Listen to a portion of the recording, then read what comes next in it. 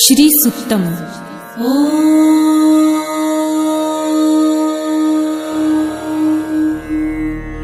हिरण्यवर्णां हरिणीं सुवर्णरजतस्रजां चन्द्रां हिरण्मयीं लक्ष्मीं जातवेदो महावह ताम आवह जातवेदो लक्ष्मीमनपगामिनीं यस्यां हिरण्यं विन्देयं गामश्वं पुरुषानहम् अश्वपूर्वां रथमध्यां हस्तिनादप्रबोधिनीं श्रियं देवीमुपह्वये श्रीर्मा देवी जुषताम् कासोऽस्मितां हिरण्यप्राकाराम् आर्द्रां ज्वलन्तीं तृप्तां तर्पयन्तीं पद्मे स्थितां पद्मवर्णां तामिहोपह्वये श्रियम् चन्द्रां प्रभासां यशसा ज्वलन्तीं श्रियं लोके देवजुष्टामुदाराम् तां पद्मिनीं शरणमहं प्रपद्ये लक्ष्मीर्मे नश्यतां त्वां वृणे आदित्यवर्णे तपसोऽधिजातो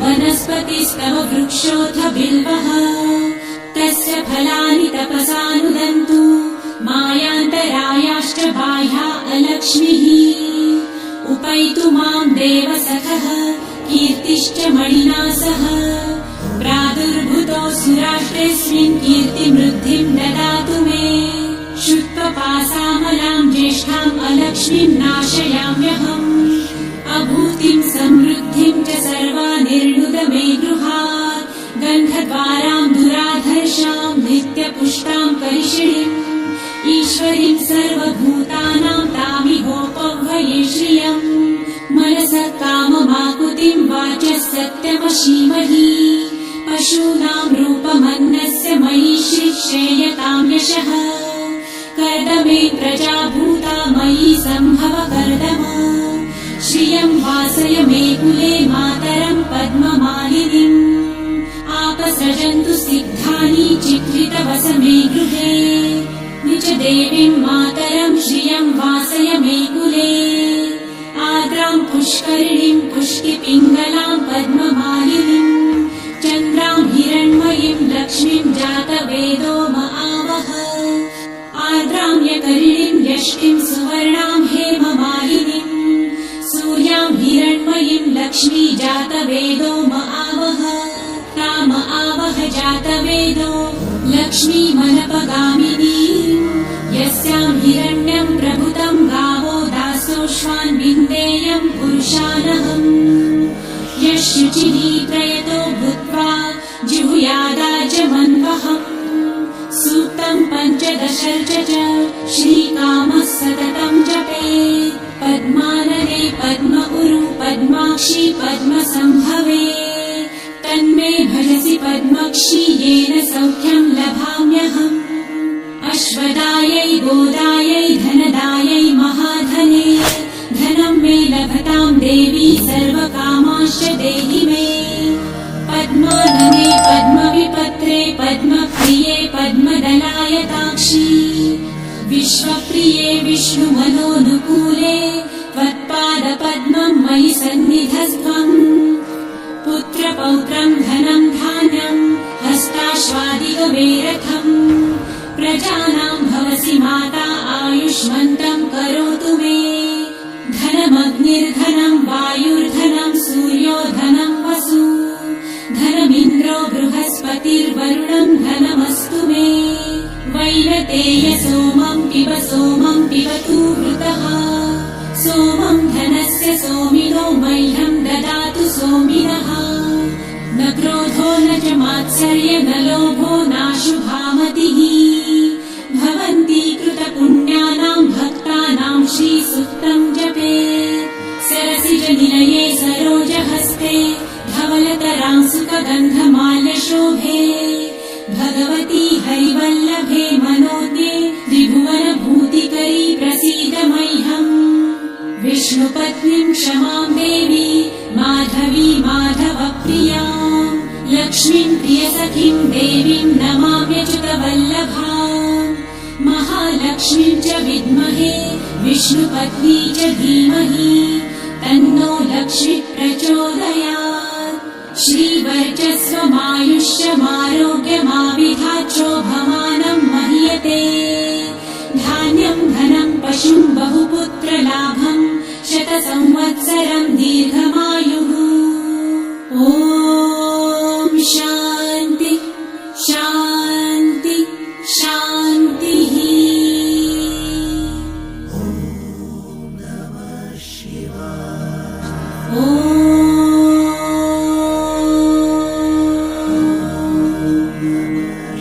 हिरण्यवर्णां हरिणीं सुवर्णरजतस्रजां चन्द्रां हिरण्मयीं लक्ष्मीं जातवेदो महावः।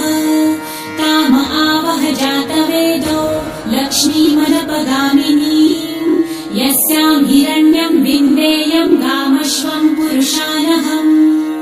अश्वपूर्वां रथमध्यां हस्तिनादप्रबोधिनीम् श्रियं देवीमुपह्वये श्रीर्मा देवी जुषताम्। कासोस्मितां हिरण्यप्राकाराम् आर्द्रां ज्वलन्तीं तृप्तां दर्पयन्तीम् पद्मे स्थितां पद्मवर्णां तामिहोपह्वये श्रियम्। चन्द्रां प्रभासां यशसा ज्वलन्तीं श्रियं लोके देवजुष्टामुदाराम् तां पद्मिनीं शरणमहं प्रपद्ये। लक्ष्मीर्मे नश्यतां त्वां नृणे आदित्यवर्णे तपसोऽधिजातो वनस्पतिस्तव वृक्षोऽथ बिल्वः। तस्य फलानि तपसानुदन्तु मायान्तरायाश्च बाह्या अलक्ष्मीः। उपैतु मां देवसखः कीर्तिश्च मणिना सह। प्रादुर्भूतो सुराष्ट्रेऽस्मिन् कीर्तिमृद्धिं ददातु मे। शुक्लपासामलां ज्येष्ठाम् अलक्ष्मीं नाशयाम्यहम्। अभूतिं समृद्धिं च सर्वानिर्णुद मे गृहात्। गन्धद्वारां दुराधर्षां नित्यपुष्टां करिषिणीम् ईश्वरीं सर्वभूतानां तामिहोपह्वये श्रियम्। मनसः काममाकुतिं वाचः सत्यमशीमहि। पशूनां रूपमन्नस्य मयि श्रेयतां यशः। कर्दमे प्रजाभूता मयि सम्भव कर्दम। श्रियं वासय मे कुले मातरं पद्ममालिनीम्। आपसृजन्तु सिद्धानि चित्रितवस मे गृहे। निज देवीं मातरं श्रियं वासय मे कुले। आर्द्रां पुष्करिणीं पुष्टिपिङ्गलां पद्ममालिनीम्। चन्द्रां हिरण्मयीं लक्ष्मीं जातवेदो महावः।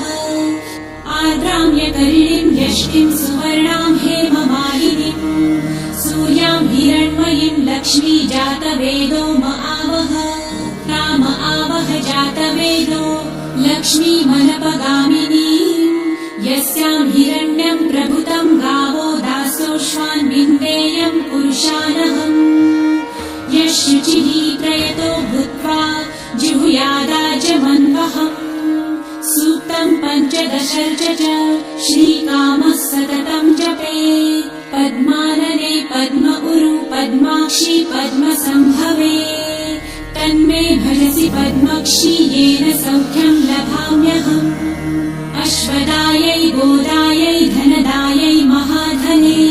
धनं मे लभतां देवी सर्वकामाश्च देहि मे। पद्मानने पद्मविपत्रे पद्मप्रिये पद्मदलायताक्षी।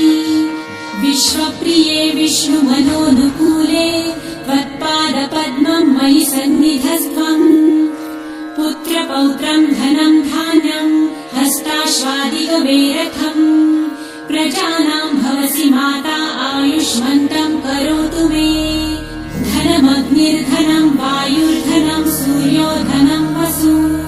धनमिन्द्रो बृहस्पतिर्वरुणं धनमस्तु मे। वैरतेय सोमं पिबतु वृतः। सोमं धनस्य सोमिनो मह्यं ददातु सोमिनः। न क्रोधो न च मात्सर्य न लोभो नाशुभामतिः। भवन्ति कृतपुण्यानां भक्तानां श्रीसूक्तं जपेत्। सरसिजनिलये सरोजहस्ते धवलतरां सुखगन्धमाल्यशोभे। भगवती हरिवल्लभे मनोज्ञे त्रिभुवनभूतिकरी प्रसीद मह्यम्। विष्णुपत्नीं क्षमां देवी माधवी माधवप्रियां। महालक्ष्मीं प्रियसखीं देवीं नमाम्यच्युतवल्लभाम् महालक्ष्मीं च विद्महे विष्णुपत्नी च धीमहि तन्नो लक्ष्मी प्रचोदयात् श्रीवर्चस्वमायुष्यमारोग्यमाविधाच्छोभमानं महीयते धान्यं धनं पशुं बहुपुत्रलाभं शतसंवत्सरं दीर्घमायुः ॐ शान्ति शान्ति शान्तिः